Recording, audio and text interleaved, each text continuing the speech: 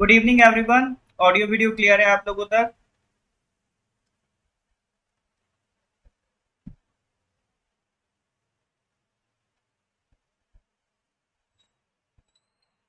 हाँ जी, तो आज हम लोगों को जून 2023, ठीक है, जून 2023 का करंट अफेयर्स स्टार्ट करना है।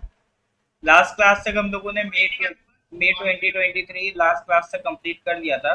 उसके आगे आज हम लोग स्टार्ट करेंगे सर जून 2023। देखो, आप में से कई स्टूडेंट नए ज्वाइन किए होंगे। कौन है आप लोगों में से फर्स्ट क्लास, किस किस का आप लोगों में से? तो आप लोग जो भी नए नए स्टूडेंट्स हैं तो इस बात का ध्यान रखिए।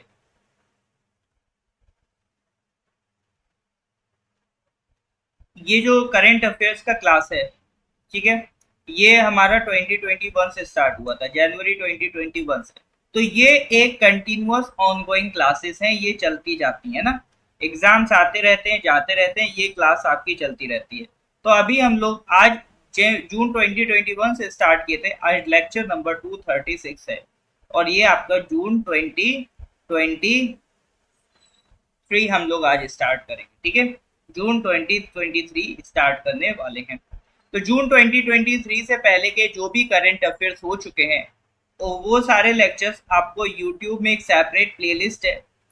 हर एक मंथ के करंट अफेयर्स का, तो यूट्यूब में सारे लेक्चर्स मिल जाएंगे। और उसके अलावा उसकी जो पीडीएफ है, तो वीडियो की जो डिस्क्रिप्शन है वहां पर लिंक है। उस डिस्क्रिप्शन लिंक से आप ये सारे पीडीएफ नोट्स डाउनलोड कर सकते हैं। अभी मई 2023 तक के पीडीएफ नोट्स आपको मिल जाएंगे। इसके आगे के पीडीएफ नोट्स पे अभी काम चल रहा है, ठीक है। अगर फिर भी पीडीएफ ढूंढने में आपको दिक्कत है, पीडीएफ नहीं मिल रही है, कोई भी प्रॉब्लम आ रही है, तो मेरे को व्हाट्सएप कर दो। मेरा व्हाट्सएप नंबर है 9990784642, ठीक है। तो ये मेरा व्हाट्सएप नंबर है, इस पर व्हाट्सएप कर दो इन केस अगर और कोई दिक्कत आपको आ रही है तो, ठीक है। तो चलो स्टार्ट करते हैं सर आज के पहले क्वेश्चन से। Question number 1।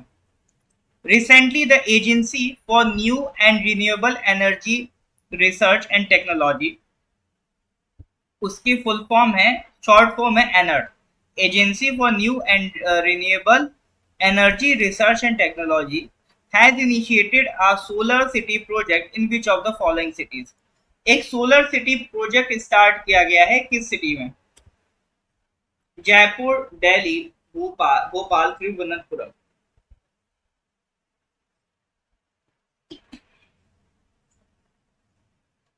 ये सब कैपिटल्स हैं।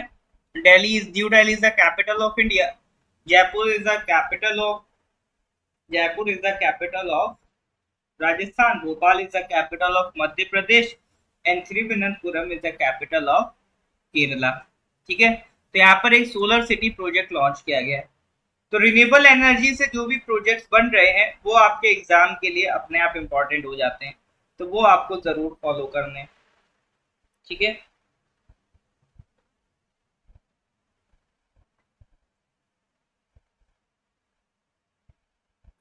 तो इसका correct answer is Thiruvananthapuram. The Kerala government has initiated a groundbreaking project aimed at transforming every rooftop in Thiruvananthapuram into a solar energy producing station. This ambitious venture, led by the Agency for New and Renewable Energy Research and Technology, seeks to position the state capital as one of the largest solar cities in the country. The project aims to harness the immense potential of solar energy and leverage the cost advantage offered by the availability of cheap labor in the region.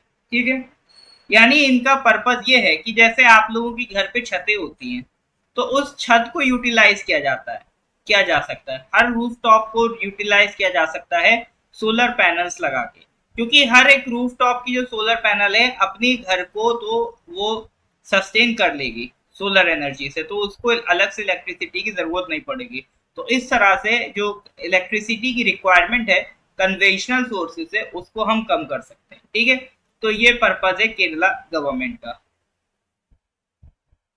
तो सबसे पहले जो एनर्ट है, ये जो agency, ये जो सारा सोलर सिटी प्रोजेक्ट चला रही है, ये पहले तो इसने कई सारी बिल्डिंग्स को आइडेंटिफाई किया है, 3 लाख बिल्डिंग्स आइडेंटिफाई किए जहां पर ये क्या लगाएंगे, सोलर पैनल लगाएंगे। ठीक है, तो उससे इनका पर्पस ये है कि पूरे सिटी की जो रिक्वायरमेंट है वो सोलर एनर्जी से पूरी हो जाए। तो पूरे सिटी की जो एनर्जी रिक्वायरमेंट है वो अकेले सोलर एनर्जी से ही पूरी हो जाए, ये इसका टारगेट है। चलो नेक्स्ट क्वेश्चन पे आते हैं, question number 2। Recently, who among the following has won the Sharjah Masters International Chess Championship 2023? बताइए, who among the following has won the Sharjah Masters International Chess Championship 2023? Mukesh D, Arjun Erigaisi, Vedit Gujarati, and Pranesh.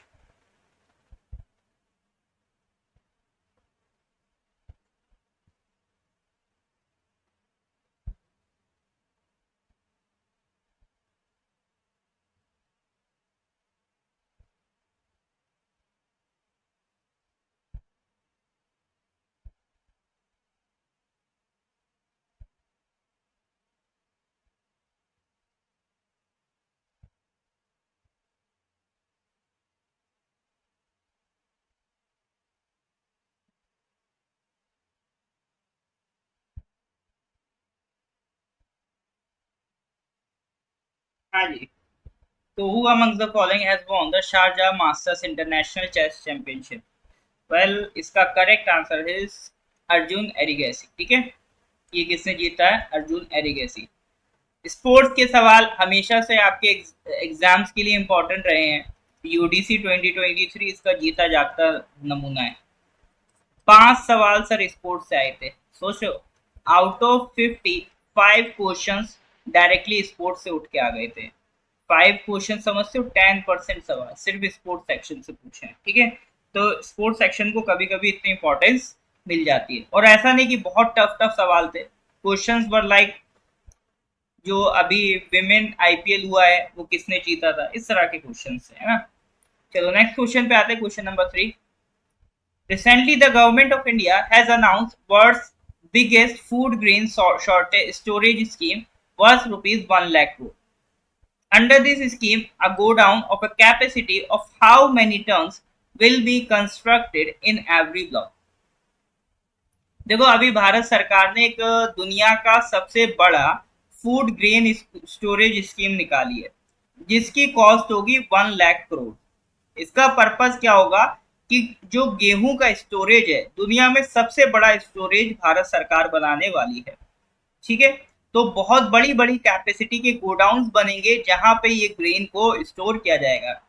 अभी India में क्या है, grain का production ज्यादा है, उसको store नहीं कर पाते हैं, और स्टोर नहीं कर पाने की वजह से दिक्कत क्या होती है, वो जो आपका गेहूं है वो वेस्ट हो जाता है, किसी चूहे खा रहे हैं, कहीं पर कुछ हो रहा है तो वो वेस्ट हो जाता है। और ये ऐसे देश में हो रहा है जो हंगर इंडेक्स में बहुत आगे है, जहां पर भूखमरी बहुत ज्यादा है, उस देश में वहां फूड ग्रेन वेस्ट हो रहा है। तो ये तो सर बिल्कुल मतलब अंडर यूटिलाइजेशन ऑफ रिसोर्स वाली बात हो गई। तो सरकार ने कहा है कि हम ग्रेन स्टोरेज कैपेसिटी को बढ़ाएंगे ताकि हर एक अवेलेबल ग्रेन के पीस को बचाया जा सके, जो कि हंगर इंडेक्स को भी कंट्रोल करने में काम आएगा। तो इसके अंडर हर एक ब्लॉक में कुछ कुछ टन की कैपेसिटी के गोडाउन बनाए जाएंगे। ऐसा नहीं है कि एक ही जगह पे सारी कैपेसिटी स्टोर होगी, ये डिसेंट्रलाइज कैपेसिटी स्टोरेज होगी। तो हर एक ब्लॉक में कुछ कुछ टन्स की कैपेसिटी के गोडाउन बनाए जाएंगे। तो क्वेश्चन यही है कि कितने टन्स की कैपेसिटी के गोडाउन हर एक ब्लॉक में बनाए जाएंगे। तो करेक्ट आंसर इज 2000 टन। ठीक है, करेक्ट आंसर इज 2000 टन। हर एक ब्लॉक में 2000 टन की कैपेसिटी के स्टोरेज गोडाउन बनाए जाएंगे। तो वहां पर टारगेट ये है कि अगले 5 साल में 700 लाख टन का स्टोरेज हम कर पाए। ठीक है, इतना ऐड कर पाए। अभी करंट ग्रेन स्टोरेज कितनी है हमारी, 1450 लाख टन। ये तो हमारी करंट कैपेसिटी है, इतना हम ऐड करना चाहते हैं। तो टोटल कैपेसिटी हम कितनी ले जाना चाहते हैं, 2150 लाख टन ऑफ ग्रेन, इतना हम स्टोर करना चाहते हैं। ठीक है, तो दैट वाज क्वेश्चन नंबर 3। हाँ जी सर, यहाँ तक चीजें क्लियर है, यहाँ तक कोई डाउट तो नहीं है? क्लियर है तो please give me a thumbs up, फिर हम आगे बढ़ते हैं ना। आगे बढ़ते हैं सर अगले क्वेश्चन की तरफ। Question number 4, which of the following states has achieved 100% household coverage under the pradhan mantri jan dhan yojana? Andhra Pradesh, Telangana, Kerala या फिर Uttar Pradesh? which of the following states has achieved 100% household coverage under the pradhan mantri jan dhan yojana? Andhra Pradesh, Telangana, Kerala, Uttar Pradesh? बताइए sir. शुभ evening Nomi जी, बहुत सही। इसको कहते हैं hybrid culture. हाँ, तो प्रधानमंत्री जन धन योजना किस स्टेट ने अचीव कर लिया 100% हाउस होल्ड कवरेज? बिल्कुल। चलो, रूथ मारिया जी को अभी भी यूपी पे भरोसा है।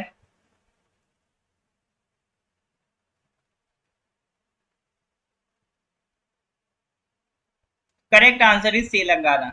तो 100% हाउस होल्ड कवरेज अचीव हो गई है तेलंगाना में। प्रधानमंत्री जन धन योजना ये क्या है, एक ऐसी योजना है। देखो, अभी तक क्या होता था, जैसे आपको अगर बैंक अकाउंट खोलना है तो 1000 रुपये मिनिमम डिपॉजिट करना पड़ता था। लेकिन भारत सरकार चाहती है कि देश का गरीब से गरीब section of society bank account open करवाए। सरकार का एम है फाइनेंशियल इंक्लूजन को बढ़ावा देना। National mission for financial inclusion, इसका मतलब क्या है, देश का हर एक नागरिक फाइनेंस के मामले में देश के मेन स्ट्रीम फाइनेंस सिस्टम से जुड़े। वो क्या है, बैंकिंग सिस्टम। तो सबके पास बैंक अकाउंट अगर होंगे तो सरकार को बहुत हेल्प मिलेगी उनको मदद करने में। ठीक है, तो उसी के लिए सरकार ने एक स्कीम निकाली थी कि जीरो बैलेंस पर अकाउंट खोला जाएगा। ठीक है, तो गरीब सेक्शन ऑफ सोसाइटी को जोड़ने के लिए हाँ बिल्कुल, बैंक अकाउंट की कवरेज बढ़ाना है, ये फाइनेंशियल इंक्लूजन का ही पार्ट है। तो उसके लिए सरकार का इनिशिएटिव था कि जीरो बैलेंस पर बैंक अकाउंट ओपन किए जाए। तो इसी को कहते हैं प्रधानमंत्री जन धन योजना। अब इससे सरकार को फायदा ये है कि अगर सरकार को मान लो किसी स्कीम के थ्रू लोगों तक पैसा पहुंचाना है तो सरकार क्या करेगी, यही जन धन योजना वाले जो अकाउंट है इसमें डायरेक्ट उन्हें पैसा ट्रांसफर कर सकती है। वरना पहले क्या होता था, आपको किसी पोस्ट ऑफिस या गवर्नमेंट ऑफिस जाके वो पैसा रिसीव करना पड़ेगा, और वहां पर करप्शन के चांसेस बढ़ जाते थे। लेकिन अगर आपके पास बैंक अकाउंट है तो डायरेक्ट आपके बैंक में ट्रांसफर कर देगी सरकार। इसको कहते हैं डीबीटी, डायरेक्ट बेनिफिट ट्रांसफर। तो इससे करप्शन के चांसेस भी कम होंगे और साथ ही साथ आप बैंकिंग के फीचर से भी कनेक्ट हो जाते हैं। ठीक है, तो दैट वाज द प्रधानमंत्री जन धन योजना। जैसे प्रधानमंत्री ने एक पीएम किसान स्कीम निकाली थी, किसान सम्मान निधि, जिसके तहत साल में 6000 रुपया सरकार किसानों को देती है। तो वो उनके जनधन खाते में ही देती सरकार। कोरोना के टाइम में सरकार ने फाइनेंशियल असिस्टेंस प्रोवाइड की थी, तो ये जनधन के अकाउंट में प्रोवाइड की थी। उसके अलावा जो महात्मा ये मनरेगा स्कीम चलती है, अब इसका भी पैसा सरकार किस में ट्रांसफर कर देती है, बैंक अकाउंट में ट्रांसफर कर देती है। तो ये सारी स्कीम को अवेल करने में बहुत मदद करते हैं ये अकाउंट। ठीक है, तो यही पर्पज है प्रधानमंत्री जन धन योजना। ठीक है, यहाँ तक सब चीजें समझ में आ रही है कि नहीं आ रही, यस और नो? क्लियर है तो गिव मी ए थम्स अप। डाउट है तो डाउट बताइए, फिर हम आगे बढ़ते हैं। अरुणाचल स्पेसिफिक का डेटा अभी मेरे पास नहीं है। क्वेश्चन नंबर 5 पे आ जाइए। According to the recently release data by the National Statistical Office, what was India's real gross domestic product growth rate in 2022 to 2023? ठीक है, देखो, एक होती है रियल जीडीपी, एक होती है नॉमिनल जीडीपी। उसी के रिगार्डिंग अभी हम बात करेंगे। तो सवाल ये है कि जो 2022 से 2023 पिछला साल था, ठीक है, ये कब से कब तक रहा होगा, 1 अप्रैल 2022 से 31 मार्च 2023। ठीक है, इस दौरान की अगर हम बात करें तो इंडिया का रियल जीडीपी ग्रोथ रेट क्या था? ठीक है, तो क्वेश्चन ये है पिछले साल में हमारा रियल जीडीपी कितना रहा?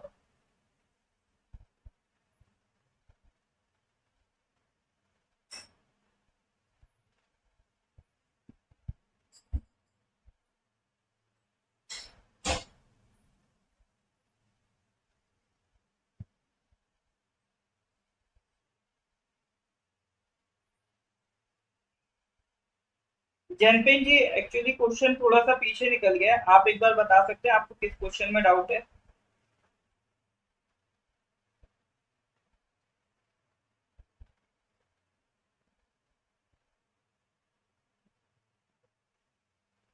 हाँ, तो लास्ट ईयर में अगर हम लोग जीडीपी की बात करें तो 7.2% जीडीपी ग्रोथ रेट रही थी, ठीक है। ठीक है, तो सबसे पहले तो जीडीपी समझते हैं कि जीडीपी क्या है। जीडीपी का मतलब क्या है?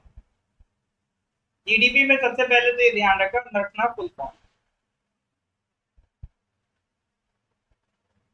Gross domestic product. ठीक है, जीडीपी की फुल फॉर्म क्या है? Gross domestic product. पूरे देश में जो भी प्रोडक्शन हो रहा है, ठीक है, with in the territory of India, ठीक है, with in the territory of India, Bharat देश की जितनी भी टेरिटरी है उसमें जो भी प्रोडक्शन हो रहा है,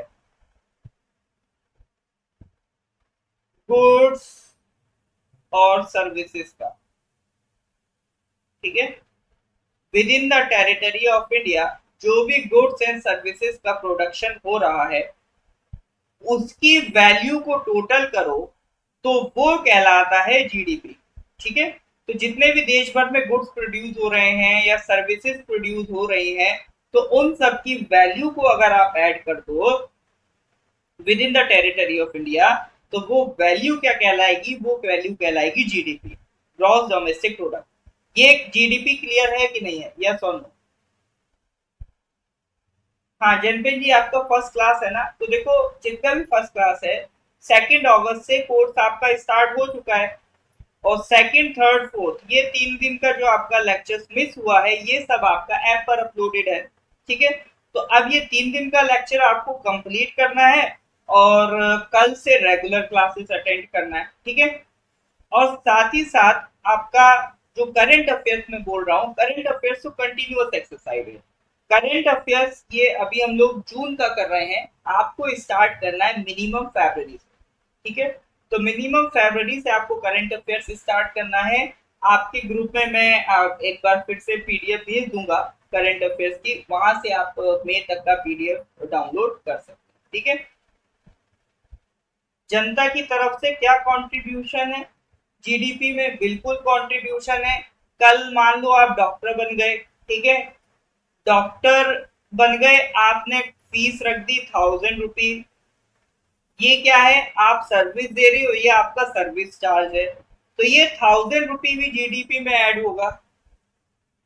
या मान लो आप डॉक्टर नहीं बने, आपने अपनी एक फैक्ट्री बोली, रोज 1000 रुपी के वैल्यू का आप प्रोडक्शन कर रहे हो अपनी फैक्ट्री में, तो ये 1000 रुपी भी किस में ऐड होगा सर? जीडीपी में ऐड होगा, ठीक है। तो ये जनता की तरफ से कंट्रीब्यूशन है जीडीपी। तो जीडीपी बेसिकली है क्या? देश भर की टेरिटरी में जो भी गुड्स एंड सर्विसेज प्रोड्यूस हो रही है उन सबको ऐड कर दो, उनकी वैल्यू, वो बन जाती है आपका जीडीपी। समझ में आ रहा है हम लोग जी? चलो, अब दो तरह की जीडीपी हम यहाँ पर देख पा रहे हैं, एक है नॉमिनल जीडीपी, एक है रियल जीडीपी। दोनों में डिफरेंस क्या है सर? अब देखो, जीडीपी कैलकुलेट करने के लिए जो वैल्यू की हम बात करें कि ये वैल्यू को ऐड कर दो, यानी वो प्राइस को ऐड कर दो, तो वो प्राइस क्या है? कौन से प्राइस की आप बात कर रहे हो? फॉर एग्जाम्पल, जैसे जो जीडीपी निकलती है, जो आप परसेंटेज में बात करते हो कि जीडीपी की ग्रोथ परसेंटेज है, तो उसके लिए एक बेस ईयर फिक्स कर दिया जाता है। फॉर एग्जांपल, जैसे अभी बेस ईयर फिक्स है 2011, ठीक है। आपको जब भी हर साल जीडीपी निकालना होता है तो 2011 के रेस्पेक्ट में जीडीपी निकालेंगे, ठीक है। जैसे मान लो 2021, पहले जीडीपी की वैल्यू मान लो थी 100 रुपी, और 2021 में वैल्यू हो गई 103 रुपी, ठीक है। तो 2011 से 2021 कितना चेंज आया? 3 रुपए का चेंज आया, 100 से 103, यानी ग्रोथ रेट कितनी हुई? 3%। और अगर आप 2022 में मान लो जीडीपी की वैल्यू हो जाए 108 रुपी, तो इसको भी ग्रोथ रेट कंपेयर करेंगे बेस ईयर से। बेस ईयर में ग्रोथ रेट कितनी थी? 100, वो ग्रोथ थी 100, जीडीपी 2022 में हो गई 108। तो यहाँ 100 से 108 तक ग्रोथ परसेंटेज कितना रहा, 8%। तो यही कहलाएगी कि जीडीपी की ग्रोथ रेट। यानी जीडीपी एक नंबर होता है, लेकिन हम लोग जीडीपी को एज ए परसेंटेज देखते हैं। क्यों देखते हैं? क्योंकि ये परसेंटेज बताता है कि बेस ईयर के कंपैरिजन में जीडीपी कितना ग्रो करी है। ठीक है, तो जीडीपी की जो ग्रोथ रेट होती है वो बेस ईयर के कंपैरिजन में निकाली जाती है। ठीक है, मैंने क्या कहा, with in the territory of India अगर काम हो रहा है, अगर कोई फॉरेनर भी है, डजेंट मैटर।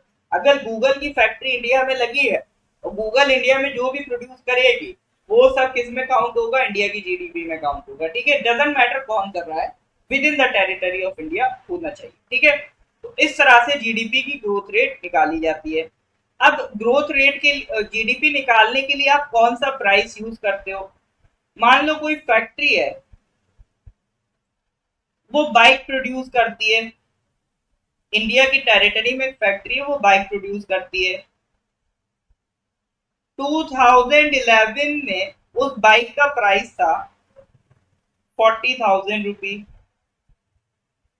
और 2022 में उस बाइक का प्राइस हो गया फॉर एग्जाम्पल 60,000 रुपी।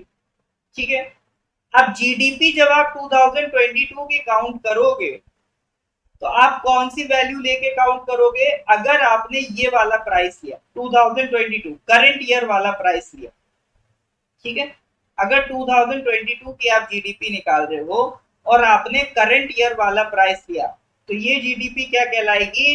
ये जीडीपी कहलाएगी नॉमिनल जीडीपी। ठीक है, नॉमिनल जीडीपी। देखो जीडीपी एक्चुअल में क्या रिफ्लेक्ट करती है कि कितना प्रोडक्शन बढ़ गया। यानी अगर जीडीपी परसेंटेज बढ़ रहा है, जीडीपी की ग्रोथ रेट बढ़ रही है, तो इसका मतलब प्रोडक्शन बढ़ना चाहिए। यस और नो? अगर जीडीपी की वैल्यू बढ़ रही है तो इसका मतलब प्रोडक्शन बढ़ रहा होगा, तभी जीडीपी बढ़ रही है, ऐसा हमें फील होता है। तो अगर आपने मान लो 2022 में आप जीडीपी निकाल रहे हो, तो आपने ये 60,000 रुपी प्राइस लेकर जीडीपी निकाली, तो जीडीपी कहलाएगी नॉमिनल जीडीपी। लेकिन इसके साथ दिक्कत क्या है? इसके साथ दिक्कत ये है कि वैल्यू तो आपको बढ़ के मिलेगी। 2011 के कंपैरिजन से अगर देखोगे तो जीडीपी की वैल्यू इंक्रीज हो जाएगी, क्योंकि पहले बाइक का कॉस्ट था 40,000, अब हो गया 60,000। ठीक है, पहले बाइक का कॉस्ट था 40,000, अब हो गया 60,000। तो जीडीपी तो बढ़ी दिखेगी, लेकिन क्या वाकई में देश की तरक्की हुई है? ये कोई गारंटी नहीं है, क्योंकि सिर्फ और सिर्फ बाइक महंगी हो जाने की वजह से आपको जीडीपी की वैल्यू बढ़ती हुई दिखाई देगी। ऐसा तो कहीं नहीं लिखा है कि अब दो बाइक प्रोड्यूस हो रही, पहले एक प्रोड्यूस होती थी। ठीक है, तो जस्ट बिकॉज आपका महंगाई बढ़ गई, इस वजह से जीडीपी की वैल्यू बढ़ गई, तो ये कोई अच्छी पिक्चर नहीं रिप्रेजेंट करता। ठीक है, तो इसीलिए नॉमिनल जीडीपी क्लियर पिक्चर नहीं देती है, क्योंकि नॉमिनल जीडीपी जीडीपी में हम लोग करंट प्राइस की बात करते हैं, और करंट प्राइस तो हो सकता है महंगाई की वजह से बढ़ जाए। ठीक है, तो उससे ऑटोमेटिकली वो जीडीपी की वैल्यू बढ़ा देगा। लेकिन अगर आपने मान लो 2022 की ही जीडीपी निकाली, है ना, बाइक्स का ही प्रोडक्शन निकाला, तो आप गए उस बाइक वाले के पास और चेक किया कि बेस ईयर में उस बाइक की कीमत क्या थी। ठीक है, तो बेस ईयर में उस बाइक का जो प्राइस था, अगर उसकी वैल्यू को ऐड करते हुए आपने जीडीपी निकाली, तो वो कहलाएगी जीडीपी एट रियल प्राइस, और उसको कहेंगे real GDP.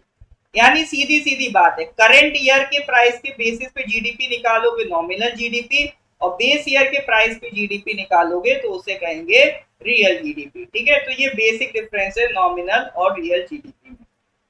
Nominal GDP is the money value of all goods and services calculated in GDP at the current price. ठीक है, और real GDP is calculated at the base year price. ये सबसे basic difference है आपका nominal GDP और real GDP. Is that clear और not? Yes और नो? ये समझ में आ रहा है सर कि नहीं आ रहा? अगर क्लियर है तो please give me a thumbs up.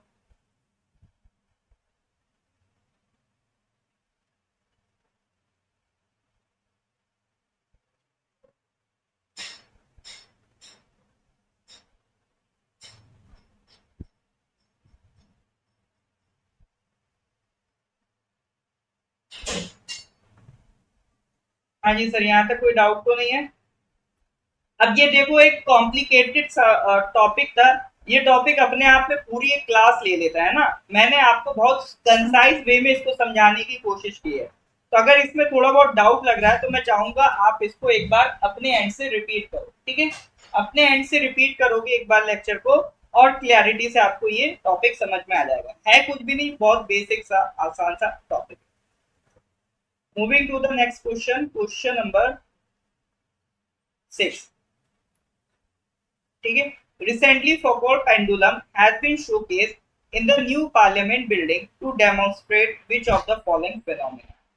अभी देखो पार्लियामेंट में पेंडुलम बनाया गया, अभी तक का ये देश का सबसे बड़ा पेंडुलम है। फोकोल्ट पेंडुलम उसे कहते हैं। ये फोकोल्ट पेंडुलम क्या शो करता है, क्या डेमोन्स्ट्रेट करता है? क्वेश्चन है ये फोकोल्ट पेंडुलम क्या डेमोन्स्ट्रेट करता है, बताइए।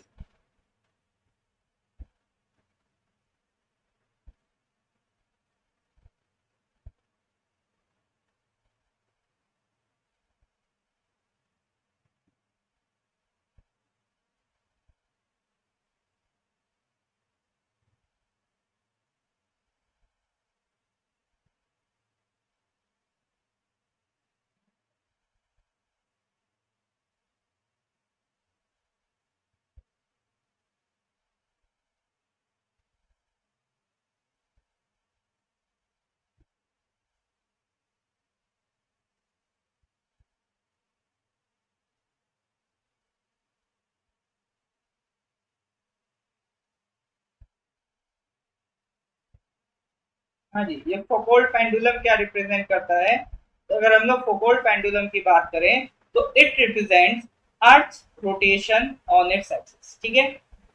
अर्थ अपनी एक्सिस पे रोटेट कर रही है, इसी चीज को रिप्रेजेंट करता है फोकोल्ट पेंडुलम। अभी इसके एक एनिमेशन भी मैं आपको दिखा दूंगा। 19th सेंचुरी के एक फ्रेंच फिजिसिस्ट थे लियोन फकोल्ट, इन्होंने इस सिंपल डेमोन्स्ट्रेशन को बनाया था। इस एक्सपेरिमेंट से वो लोगों को ये प्रूव करना चाहते थे कि किस तरह से वो ये चेक कर सकते हैं कि अर्थ जो है आपका अपनी एक्सिस पे रोटेट कर रही है, ठीक है। तो अपनी पार्लियामेंट में जाओगे, ठीक है, तो ये किसने बनाया है? Foucault pendulum. It was created by National Council of Science Museum in Kolkata, ठीक है। कोलकाता में National Council of Science Museum में उसने बनाया है। It is said to be the largest such piece in India. 22 metre height और 36 केजी के साथ ये देश का सबसे बड़ा ऐसा पेंडुलम, ठीक है। ये मतलब हमारे देश में जो अर्थ की रोटेशन ऑफ एक्सिस है और उसके साथ साथ integrate the idea of India with the idea of the Cosmos, ठीक है। कि जिस तरह से कॉस्मोस इंटीग्रेट है उसी तरह से हमारा इंडिया इंटीग्रेट है, ये सारी चीजें ये रिप्रेजेंट करता है, ठीक है। लैटिट्यूड लोकेशन भी इसकी फिक्स है। देखो अलग अलग लैटिट्यूड पे अगर आप जाओगे तो पेंडुलम को रोटेशन कंप्लीट करने में अलग अलग टाइम लगता है, ठीक है। तो जैसे ये 28 डिग्री लैटिट्यूड पे देखोगे तो इस पेंडुलम को एक रोटेशन पूरा करने में 49 आवर्स और 59 मिनट्स लगते हैं। तो कुछ इस तरह से ये पेंडुलम काम करता है ना। एक मिनट में इसको ये देखो। अब ये क्या है, पेंडुलम अपनी एक्सिस के अराउंड रोटेट करता रहेगा, ठीक है। पेंडुलम अपनी एक्सिस के अराउंड ये रोटेट करता रहेगा। आप चाहो तो इसको फील कर सकते हो। पेंडुलम यहाँ पर अपनी एक्सिस के जस्ट अराउंड रोटेट कर रहा है ना। ये शायद आपको वीडियो में अवेलेबल नहीं होगा। आज जब मैं पीडीएफ भेज दूंगा उसमें ये दिखने लगेगा ना। ये पेंडुलम ये क्या है, बस अपनी लोकेशन पे है। एक मिनट। ये इधर इस तरह से अर्थ रोटेट करेगी और इस तरह से ये पेंडुलम रोटेट ये स्विंग करेगा, ठीक है। तो उससे कुल मिला के ये साबित कर देता है कि अर्थ अपनी एक्सिस के अराउंड रोटेट कर रही है, ठीक है। तो कुल मिला के बस इतना ध्यान रखना कि ये एक्सपेरिमेंट किसका है, फुकॉल्ट का, ठीक है। चलो moving to the next question, question number 7। Recently, the Indian hockey team has won the Men's Junior Asia Cup 2023. It was held in which of the following countries? Recently, the Indian hockey team has won the men's junior Asia Cup 2023? It was held in which of the following countries? बताइए जरा.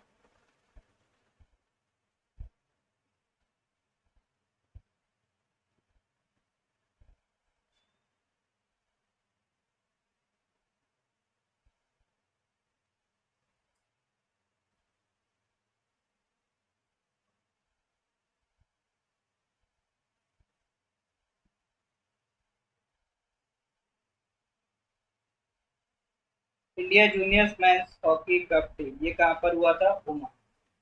Oman की capital sir ध्यान रखना, capital पता है किसी को? Oman की कैपिटल है मस्कट. ठीक है, ओमान की कैपिटल से ध्यान रखेंगे, ओमान की कैपिटल है Muscat. Question number 8.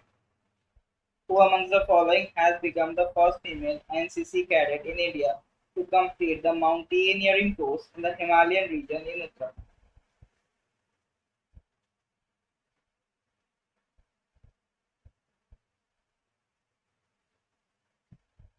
Who amongst the following has become the first female NCC cadet in India to complete the mountaineering course in the Himalayan region in Uttarakhand?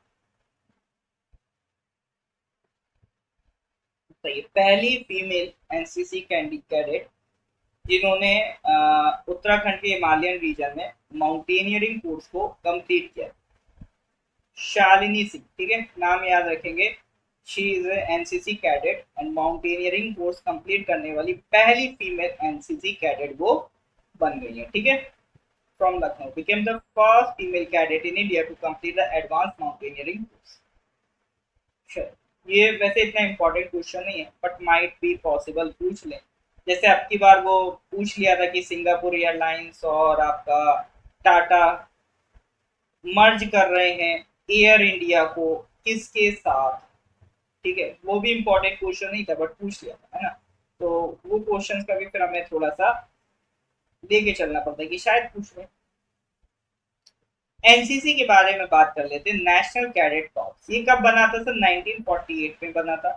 इसकी recommendation में बना था, ये बना था एच.एन. कुंद्रू कमेटी 1946. इनकी recommendation के बाद इसको बनाया गया था. ठीक है, इसको रिलेट कर सकते हो आप यूनिवर्सिटी कॉर्प्स से रिलेटेड जो इंडियन डिफेंस एक्ट 1970 के थ्रू बनाया गया था. ठीक है, जब वर्ल्ड वॉर वन चल रहा था. ठीक है, वर्ल्ड वॉर वन के टाइम एक इंडियन डिफेंस एक्ट 1917 बनाया गया था जिसके तहत यूनिवर्सिटी कॉर्प्स क्रिएट किए गए थे. यानी यूनिवर्सिटी के स्टूडेंट को मिलिट्री ट्रेनिंग दी जाती थी कि इन केस अगर वर्ल्ड वॉर वन में और ज्यादा सोल्जर्स की जरूरत पड़ी तो ये यूनिवर्सिटी के स्टूडेंट्स को भी यूज कर सकते. ठीक है, ताकि अगर आर्मी में शॉर्टेज हो तो उसको ये कौन पूरी करेगा? ये यूनिवर्सिटी कॉर्प्स पूरी करेगा.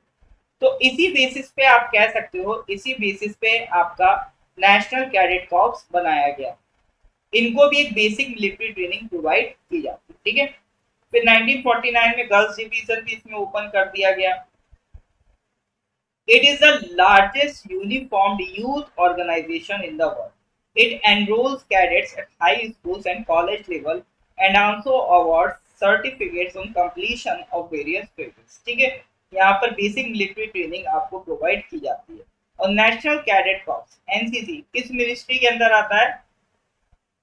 ये आता है सर आपका मिनिस्ट्री ऑफ डिफेंस के अंदर. ठीक है, इसको ध्यान रखिएगा. ये किसके अंदर आता है? आपका मिनिस्ट्री ऑफ डिफेंस के अंदर.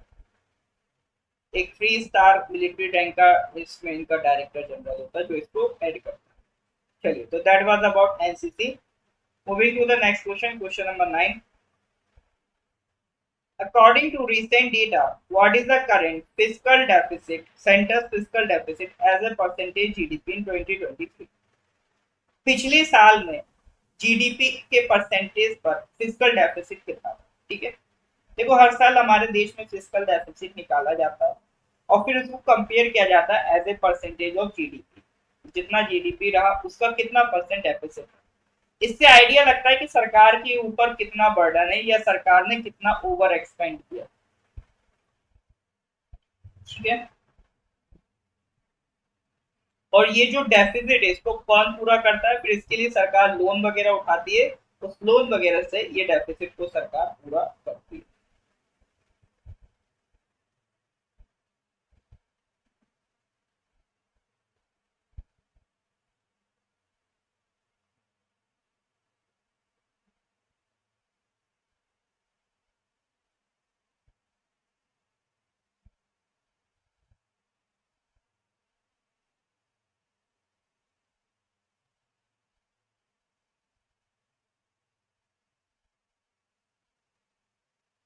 बता रहा हूँ अभी फिजिकल डेफिसिट का मीनिंग बताता हूँ। करेक्ट आंसर है 6.4%।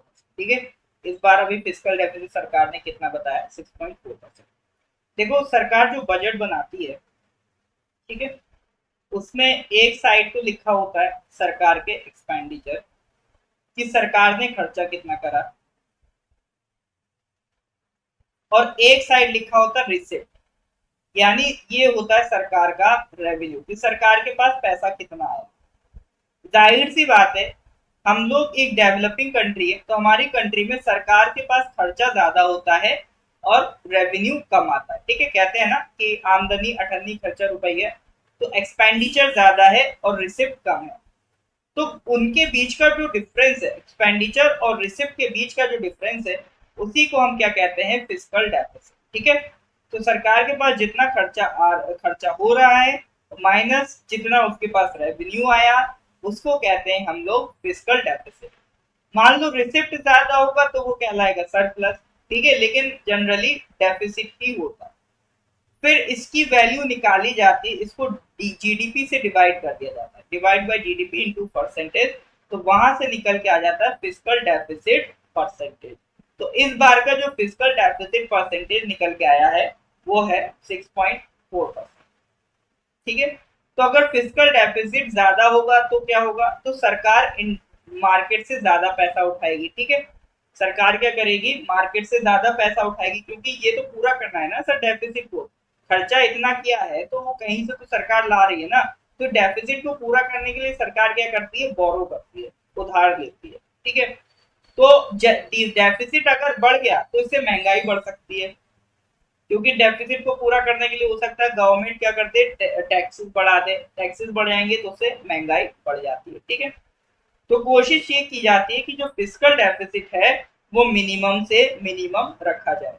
ठीक है, देखो एपीएसएसबी एग्जाम्स के लिए मिनिमम 6 मंथ का करंट अफेयर आप करके जाओ। ठीक है, मिनिमम 6 मंथ्स का आप करके जाओ, उससे ज्यादा तब करो जब आपको लगता है कि आप 6 महीने का परफेक्ट कर चुके हो। बाकी पूछने को तो कहीं से भी पूछ लेंगे। यूडीसी में एक सवाल आया था जो 2022 का क्वेश्चन। ठीक है, अब अगर कोई आपसे बोल भी दे कि मतलब आप ये आई थिंक ये करीब जनवरी फरवरी 2022 तक का था। ठीक है, तो अगर आप एक साल का भी करके जाते तब भी जुलाई 2022 तक का करके जाते, ये तो उससे पहले का भी सवाल था। तो कोई लिमिट नहीं है, कहीं से भी पूछ सकते हैं, but majority of the question आपकी 6 महीने के अंदर अंदर फंस जाएंगे। ठीक है, तो कोशिश करिए मिनिमम 6 मंथ्स का। तो अब स्टार्ट करिए फरवरी 2023 से। ठीक है, सितंबर में आपका एग्जाम है, तो अगस्त 2023 तक प्रिपेयर करिए। ठीक है, फरवरी से लेकर अगस्त 2023 तक का करंट अफेयर्स आप प्रिपेयर करके जाइए। ठीक है सर। हाँ, तो जिनको फिजिकल डेफिसिट डेफिसिट नहीं पता था, समझ पा रहे हैं कि नहीं समझ पा रहे, यस और नो। फिजिकल डेफिसिट का मतलब क्लियर है कि नहीं है, यस और नो। क्लियर है तो please give me a thumbs up. हाँ जी, फिजिकल डेफिसिट का मतलब क्लियर है तो please give me a thumbs up.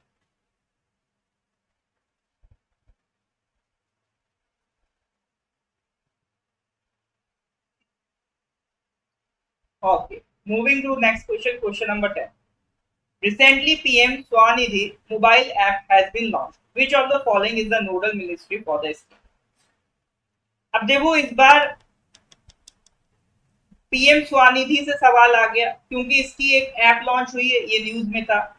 अब ये करंट अफेयर्स तो सर जून का है ना। एक अभी 100 डेज 100 पेज वाला क्वेश्चन आरबीआई वाला आया था, तो ये दोनों क्वेश्चन है तो सर जून के ना। तो अगर आपने जून का अच्छे से कर लिया होता तो ये क्वेश्चन तो दो आपसे बन ही जाते। और अभी एग्जाम आया है जुलाई का। ठीक है, तुम 6 महीने का करके जाओ, मेरे हिसाब से तो उतने में होगा। ठीक है, करंट अफेयर्स का पीडीएफ जो है वो आपका जो वीडियो का डिस्क्रिप्शन है उसमें मिल जाएगा आपको। फिर भी कोई दिक्कत है मेरे को व्हाट्सएप कर दो 99907846। ठीक है, एक ऐप लॉन्च किया गया, इसका स्क्रीनशॉट ले लेना नंबर का। एक ऐप लॉन्च किया है पीएम स्वनिधि ऐप। ये स्कीम है किसकी, हाउसिंग एंड अर्बन अफेयर्स की। कोविड 19 में एक बहुत बड़ा झटका जो स्ट्रीट वेंडर से उनको मिला था, क्योंकि बेचारे डेली अर्नर्स थे। अब उनके पास भी बहुत सेविंग तो होती नहीं है, तो स्ट्रीट वेंडर्स की हेल्प के लिए सरकार ने एक स्कीम लॉन्च की, पीएम स्वनिधि। तो ये पीएम स्वनिधि किसके लिए लॉन्च की गई थी? स्ट्रीट वेंडर्स के लिए लॉन्च की गई थी, और यही इस बार के करंट अफेयर्स का क्वेश्चन था। इसमें सरकार ने कहा हम स्ट्रीट वेंडर्स को 10,000 रुपए का लोन प्रोवाइड करेंगे, ताकि वो जो उनका काम ठप हो चुका है वो दोबारा से स्टार्ट कर। ठीक है। अब उनकी स्ट्रीट वेंडर्स की हेल्प के लिए सरकार ने अब क्या है, एक मोबाइल ऐप भी लॉन्च कर दिया। ठीक है। और मोबाइल ऐप का नाम क्या है? PM Svanidhi mobile app.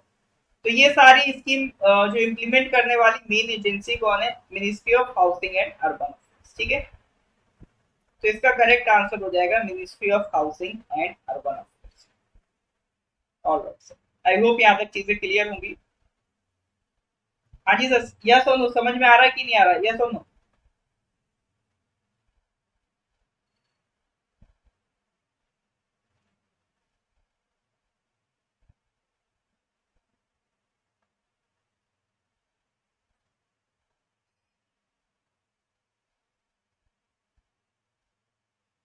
Okay, moving to the next question. Question number 11। Recently, who amongst the following from India has been elected as one of the three vice presidents of the WMO? Who amongst the following from India has been elected as as one of the three vice presidents of the WMO? M. Ravichandran, Mrityunjay Mohapatra, Dr. Shekhar C. Mande या doctor M Rajeevan?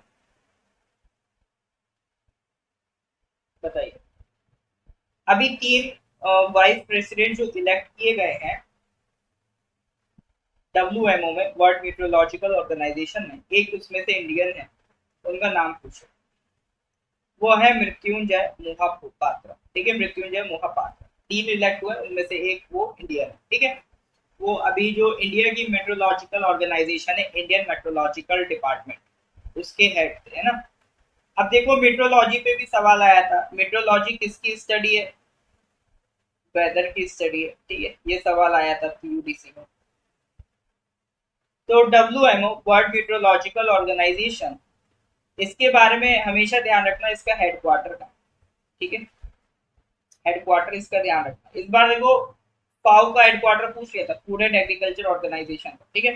तो WMO का headquarter ध्यान रखेंगे, कहाँ पर है? Geneva, Switzerland. ठीक है। फाओ, WMO का हेडक्वार्टर कहाँ है सर आपका? Geneva, Switzerland.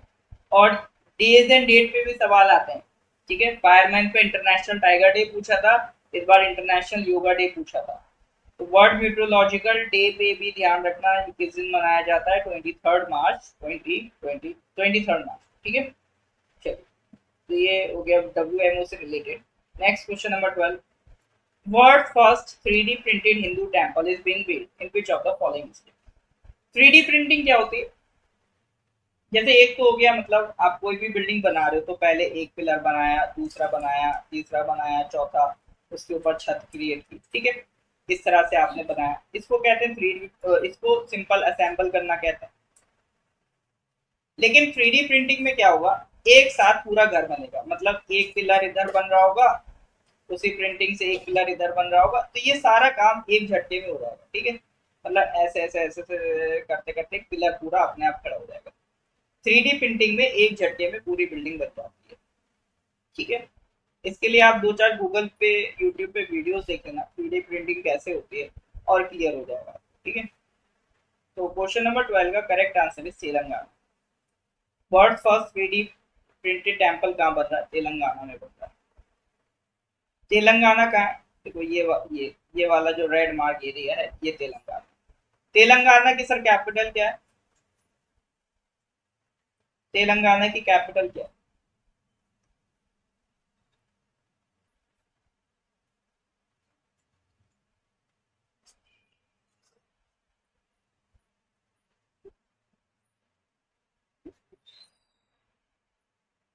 बिल्कुल,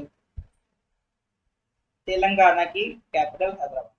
countries and Capitals, states and capital important part रहता है हमेशा से, है ना। जैसे अभी आप ले लो, यूक्रेन की कैपिटल पूछ ली थी यूडीसी में, फायरमैन में मालदीव की कैपिटल पूछ ली थी, बैंक कर्नाटका की कैपिटल पूछ ली थी। तो ये पूछता रहता है, इसमें भी कुछ लोग गलती कर जाते हैं, तो आपको ये छोटी छोटी गलतियों से बचना है। Question number 13, recently PM Shri Narendra Modi has inaugurated India's first facility to produce rare earth permanent magnets in which of the following cities? अभी प्रधानमंत्री नरेंद्र मोदी ने एक मतलब एक इंडस्ट्री ओपन की, एक मान लो फैक्ट्री ओपन की है जहां पर rare earth permanent magnets produce की जाएंगे। तो वो कहां पर है? Bengaluru, Hyderabad, Chennai, Visakhapatnam. Capitals currencies is a common. हाँ, फॉरेस्टर में पूछा था।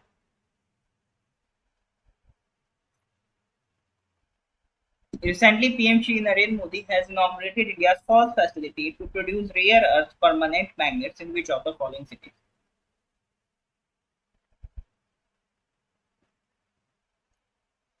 तो इसका करेक्ट आंसर है विशाखापट्टनम। विशाखापट्टनम कहां पर है? ये कैपिटल सिटी है आंध्र प्रदेश की, ठीक है। विशाखापट्टनम आपको कहां देखने को मिलेगा? आंध्र प्रदेश में देखने को मिलेगा। लेकिन सर सवाल आता है कि ये रेयर अर्थ परमानेंट मैग्नेट्स क्या होते हैं? तो सबसे पहले तो समझो परमानेंट मैग्नेट्स क्या होते हैं। परमानेंट मैग्नेट्स वो होते हैं एक तरीके से जो अपनी मैग्नेटिक प्रॉपर्टी लंबे टाइम तक रख सकते हैं, क्योंकि कुछ मैग्नेट्स ऐसे होते हैं कुछ टाइम बाद उनकी प्रॉपर्टी, मैग्नेटिक प्रॉपर्टी खत्म होने लगती है। लेकिन जो परमानेंट मैग्नेट्स होते हैं वो अपनी मैग्नेटिक प्रॉपर्टी लंबे टाइम तक रख सकते हैं। मैग्नेट हमको नेचुरली भी मिलती है और आर्टिफिशियली हम इसे क्रिएट भी कर सकते हैं, दोनों ही बातें। मैग्नेट नेचुरली भी मिलती है और इसको हम आर्टिफिशियली भी क्रिएट कर सकते हैं, ठीक है। It can create a magnetic field without needing any external power source. जैसे कुछ मैग्नेट्स ऐसी होती हैं जो इलेक्ट्रिसिटी से रन करती हैं, ठीक है। इलेक्ट्रिसिटी की वजह से उसमें मैग्नेटिक प्रॉपर्टी जनरेट होती है, तो उसमें एक्सटर्नल सोर्स प्रोवाइड किया गया तब मैग्नेटिक प्रॉपर्टी आई। लेकिन मैग्नेटिक परमानेंट मैग्नेट्स में इस तरह का कोई एक्सटर्नल पावर सोर्स की जरूरत नहीं है। It is called permanent because once it is magnetized, it can maintain its magnetism for a long time. ठीक है। Permanent magnets are usually made from certain types of metals or alloys. कुछ specific metals और alloys use होते हैं permanent magnets को बनाने में, जैसे कि आयरन हो गया, निकल हो गया, कोबाल्ट हो गया, या कुछ rare earth elements, like neodymium or samarium.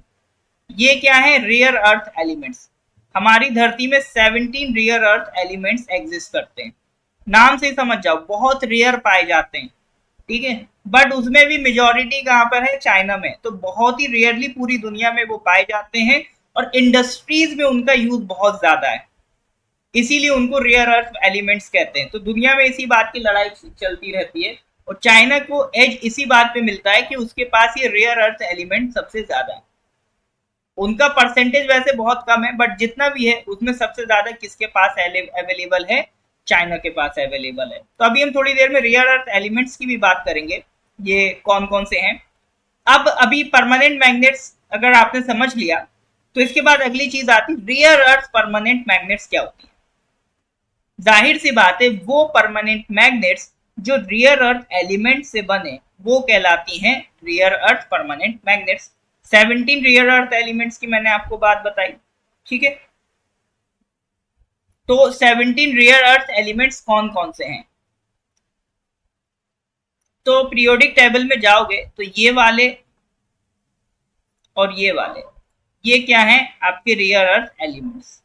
नाम यहां पर लिखें, जैसे ये एले, लैंथेनम।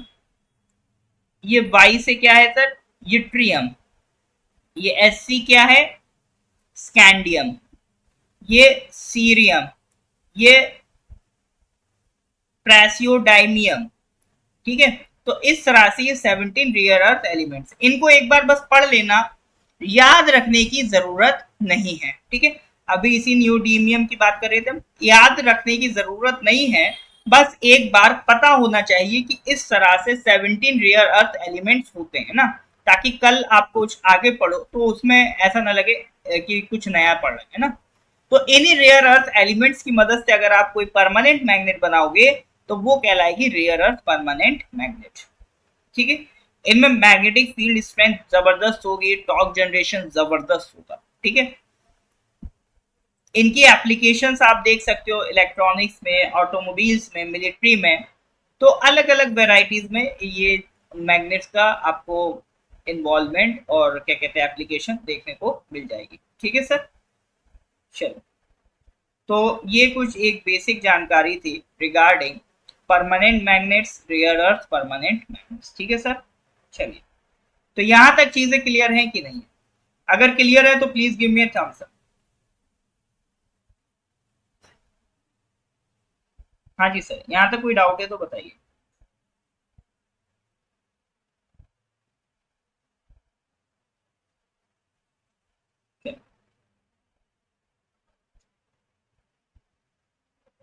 थोड़ा सा नया टॉपिक था ये परमानेंट मैग्नेट्स और रेयर अर्थ परमानेंट मैग्नेट्स। चलो अब एक हल्का सवाल करते हैं ना। Question number 14। एक किताब है ring side up close and personal on India and beyond. Ring side up close and personal on India and beyond. तो इस किताब का ऑथर कौन है? शशि थरूर, राजदीप देसर देसाई, डॉक्टर संजय बारू या डॉक्टर विजय दत्ता? जैनपिन जी क्या डाउट है बताइए।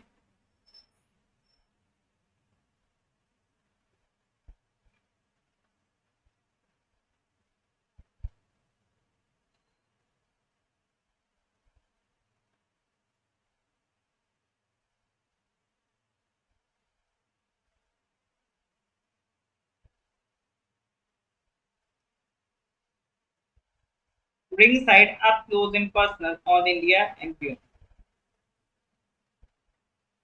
मैं ये पूछ रहा हूँ डाउट क्या है? दो बातें हैं, या तो आप ये चाह रहे हो मैं पूरा रिपीट कर दूं, तो ये ऑनलाइन लेक्चर है ना, तो आप इसको खुद से भी रिपीट कर सकते हो, उसमें बाकी लोगों का टाइम वेस्ट करने की जरूरत नहीं है। हाँ, आपको कोई अलग से कोई डाउट है तो आप वो मेरे से पूछ लो कि इसमें कोई एक स्पेसिफिक पार्ट में कुछ पूछना हो तो वो आप बता दो, मैं ये पूछ रहा हूँ आपसे ना। उसके बाद भी देखो, आपके पास मेरा नंबर है, नहीं है तो लिख लो 9990784642, इस पे व्हाट्सएप कर देना। ठीक है, आधों को तो याद हो गया होगा, इतनी बार मैं रिपीट करता हूँ नंबर, तो इस पे व्हाट्सएप कर देना कोई और डाउट रह गया हो इसको समझने में। ठीक है, चलो, तो इस किताब का सर आप ऑथर बताओ। Ringside up close and personal on India and beyond. Correct answer is doctor Vijay Datta. ठीक है, renowned author and Congress MP Dr. Shashi Tharoor released the book Ringside, written by Lokmat Media Group editorial board chairman and former MP Dr. Vijay Datta। इसको ध्यान रखिएगा। ठीक है, ये books and authors पे question आता रहता है, तो उसी का एक सवाल है। ठीक है, चलो, तो आज यहीं तक करेंगे। तो लेक्चर अच्छा लगा तो लाइक कर दीजिए, अपने कलीग्स के साथ शेयर कर दीजिए। बाकी फिर भी कोई डाउट रह गया हो तो ये मेरा व्हाट्सएप नंबर है, चौथी या पांचवी बार में लिख रहा हूँ। ठीक है, क्योंकि स्टूडेंट बीच बीच में ऐड होते रहते हैं ना, तो ये व्हाट्सएप नंबर है, इस पर मेरे को व्हाट्सएप कर देना। ठीक है, अगर फिर भी कोई डाउट रह गया हो या पीडीएफ अगर नहीं मिल रही हो, वैसे वीडियो के डिस्क्रिप्शन लिंक में पीडीएफ है, डिस्क्रिप्शन में लिंक है उसमें पीडीएफ है, फिर भी नहीं मिल रही हो तो इस नंबर पे मेरे को व्हाट्सएप कर देना पीडीएफ के लिए। ठीक है सर, चलिए फिर मिलते हैं अगली क्लास में। Till then, goodbye, have a nice day.